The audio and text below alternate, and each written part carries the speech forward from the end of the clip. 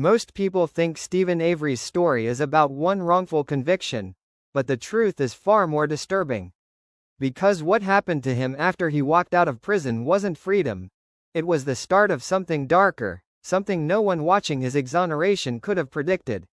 And by the time the system came for him a second time, the question wasn't whether he was guilty, but whether he'd ever stood a chance in the first place. Before this story ends, you'll understand why many believe the life Avery lives now isn't justice. It's a punishment designed to break a person long before they take their last breath. When Steven Avery returned to a Wisconsin courtroom for the second time in his life, the air felt heavy enough to crush the room itself. The man who had once walked out of prison as a symbol of failure in the justice system now stood waiting for a ruling that would determine every remaining day of his life. And the judge didn't offer hesitation or mercy. Avery was handed life in prison with no possibility of release, not a hearing decades away, not a sliver of future review, nothing. It was a sentence meant to seal a door forever. To some people watching, that moment felt like long overdue revenge. To others, it looked like history repeating itself in the most devastating way possible. Because a life sentence without release isn't just a punishment, it's a slow unraveling. A psychological dismantling that stretches on year after year, reminding a person that freedom isn't coming, hope is shrinking, and time is no longer theirs to measure. And for Avery, this wasn't just a sentence. It was the start of a fate many believe is far harsher than anything the state could have legally carried out. Long before his name made headlines, Steven Avery was just a kid growing up on the outskirts of Manitowoc County, a place where scrapyard engines echoed louder than ambition and life followed a simple rhythm of work, family, and survival. Out there, people didn't chase big dreams. They did what needed to be done, day after day, without expecting anything more. Avery grew up inside that rhythm. Isolated from most of the community, surrounded by machines, tools, and the constant churn of the family salvage yard, his world stayed small. By the time he hit adulthood, he wasn't stepping into opportunity, he was stumbling into mistakes. A break-in with a couple of friends. A disturbing animal incident he later claimed he was pressured into. Poor choices, not calculated malice.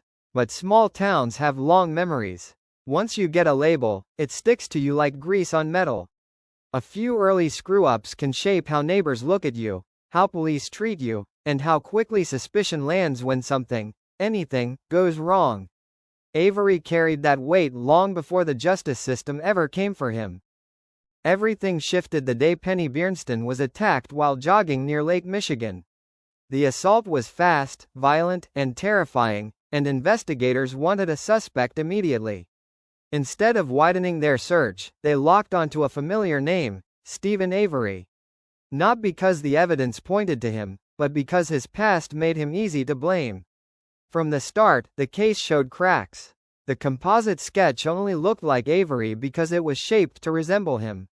The victim's identification, sincere, but influenced, came from procedures that experts would later criticize for increasing the risk of error. His alibi had witnesses, timestamps, and details that should have mattered, but none of it seemed to penetrate the tunnel vision forming around him. And then came the conviction. Sexual assault. Attempted murder. 32 years. What followed wasn't just prison time, it was the slow erosion of a man who knew he didn't belong behind those walls. Days blurred into months. Seasons vanished without meaning. Every appeal Avery filed hit a dead end, reinforcing the message that the system wasn't interested in revisiting its own decisions.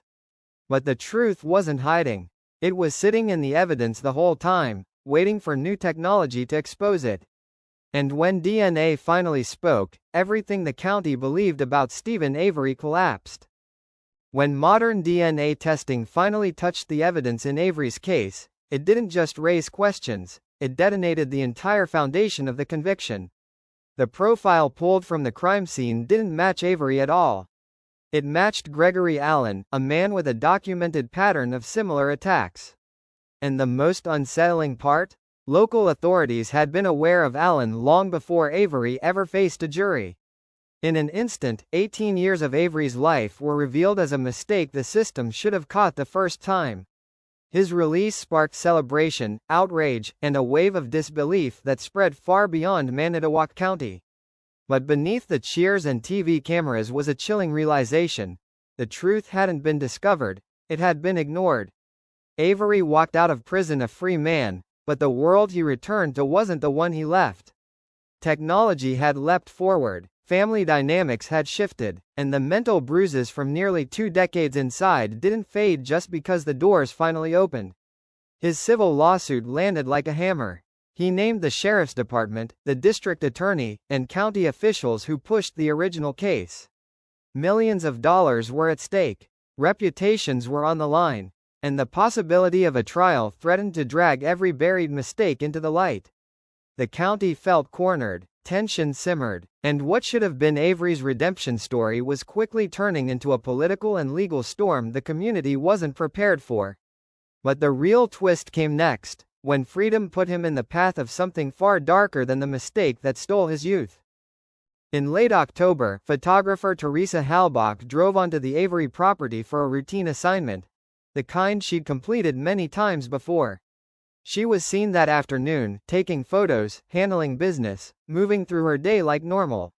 And then she was gone. When her family reported her missing, investigators retraced her last steps.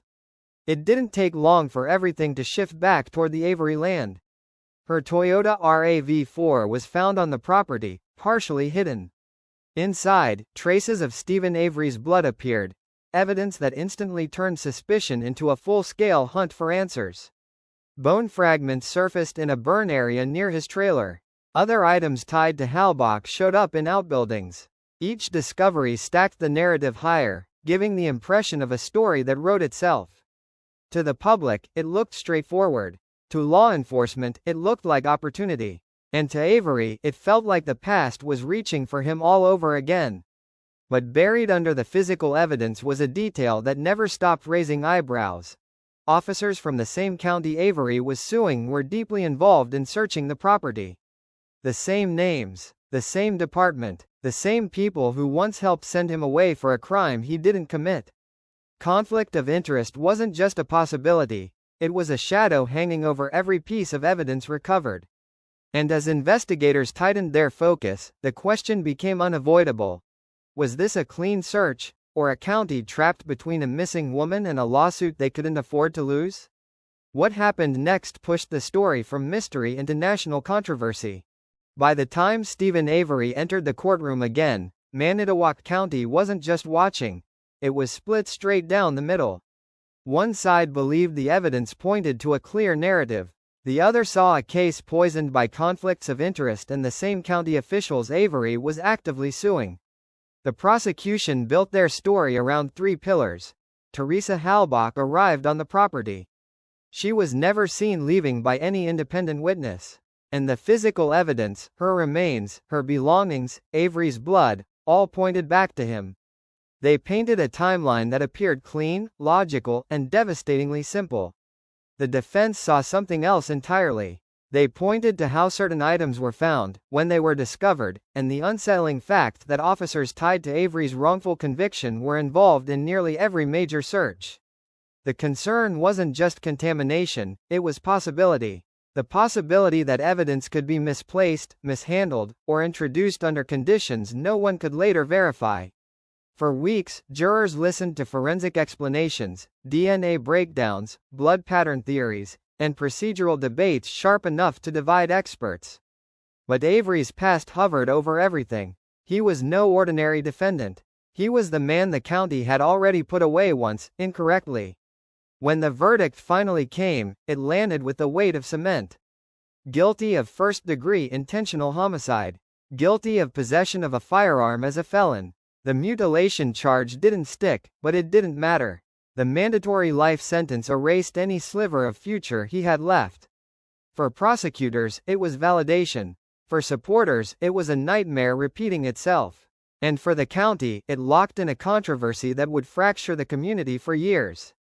But the real punishment didn't start in the courtroom. It started the moment the doors closed behind him, trapping him inside a world designed to break men long before they die. Once the sentence was handed down, Steven Avery didn't just disappear into the system, he was absorbed by it. His first stop was a maximum security environment built for absolute control. Every movement was monitored, every interaction supervised, meals, recreation, medical checks, all reduced to scheduled moments inside a world where spontaneity simply didn't exist. Classification determined everything: where he slept, how often he could leave his unit, and the amount of contact he was allowed with anyone else. And as he moved through different facilities, from the secure program facility to Waupun, then eventually to Fox Lake, nothing truly changed. The walls were different, but the reality was the same. New rules, new routines, new staff, but the same locked world. Inside his cell, life narrowed even further. A bed, a metal toilet, a sink, a few personal items. That was it. Days repeated with such precision that time started to blur. When mornings feel identical to nights, and one year looks exactly like the last, the mind begins to erode in ways most people can't imagine. Privacy didn't exist. Conversations with family were monitored, recorded, screened. Mail was filtered. Visits were controlled down to the minute. Even basic human connection came with a layer of distance, like a reminder that nothing in his life could happen naturally anymore. And hovering over all of it was the weight of who he was, a man once proven innocent, now serving life without release. No parole, no countdown, no second chance coming over the horizon. That dual identity twisted every day into something heavier. The past couldn't help him. The present wouldn't let him breathe. This wasn't just confinement. It was an existence without any forward motion. But the strangest turn came when the outside world suddenly broke into his isolation, not with freedom, but with a documentary that would drag his name back into global debate. Avery had been buried in routine for years when something unexpected shattered the silence: a documentary crew. They'd been filming on and off since his exoneration, but no one inside the prison imagined what their work would become. When Making a Murderer finally dropped, it wasn't just a show. It was a cultural earthquake. Millions of viewers binge-watched Avery's story in a single weekend, and suddenly, a man who had been locked away with barely a whisper from the outside world became the center of an international storm. People questioned the evidence, the investigation, the motives of the same county officials who had botched his first case. Donations poured in, forums exploded, hashtags trended for weeks. But while the world debated guilt, innocence, and conspiracy, Avery lived in a place where none of that noise changed anything.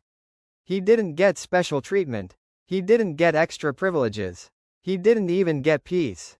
The sudden attention created new tension, with staff, with inmates, with anyone who didn't appreciate the spotlight shining into a place designed to stay hidden. Still, the documentary did something that hadn't happened in years: it reopened the narrative. Lawyers who had never heard his name now studied every detail of the case. Journalists dug into overlooked reports and inconsistencies. For the first time since his conviction, momentum shifted, not because the system had changed, but because millions of people were watching it.